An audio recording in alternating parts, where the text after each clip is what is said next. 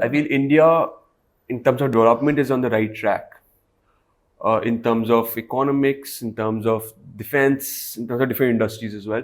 What can Africa learn from India as a country, and how we have seen development over the past Yes, years? so India, in the last decade or so, Indian government in particular has been focusing on Africa a lot.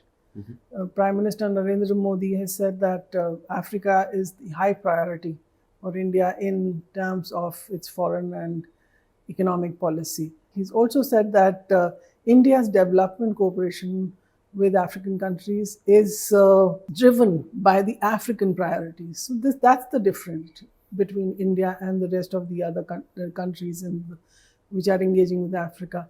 What India is saying is that it is there to support the African priorities. Its relationship with Africa is built on supporting Africa in African countries in their efforts to, deal with their priorities, development priorities. So the Indian government came up with 10 guiding principles of its engagement with Africa. And what are these guiding principles? These were announced by Prime Minister Modi during his visit to Uganda in 2018. He spoke at the Ugandan parliament where he talked about. The first two are the ones which I've already spoken about, that Africa is high priority for India in its foreign policy. Second, that India's development cooperation will be driven by the African priority. I see. Yeah. Third, agriculture. Agriculture is an important development objective for African countries.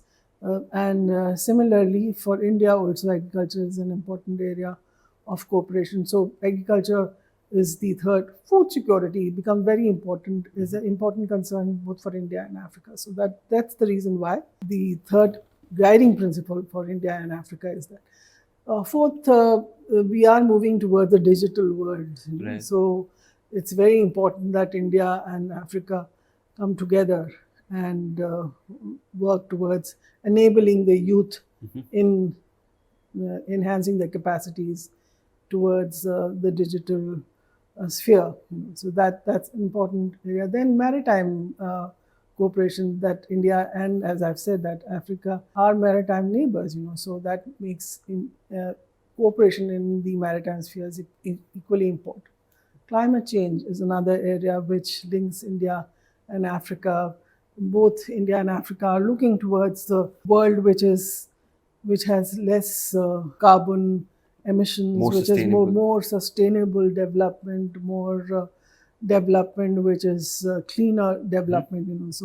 So that is another angle of principle which is guiding India's relationship. Then also the fact that India is aware that the multilateral sphere, both India and Africa are looking towards reforming the current multilateral order, and that these reforms are important if we need to give way to the countries in Africa taking on the high table in a number of organizations, international organizations. So these are some of the principles that are guiding India's engagement with Africa. And Africa is an important area for India's engagement with globally. And increasingly, you find that there have been a number of high-level visits from India to Africa. The Prime Minister has been to Africa several times. Some of these visits have come after a gap of 20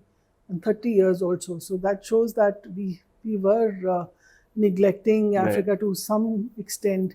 There was some grievance from the African side that we don't have. While the African presidents and the leadership has been visiting India, but there weren't so many visits from India across the continent. Right.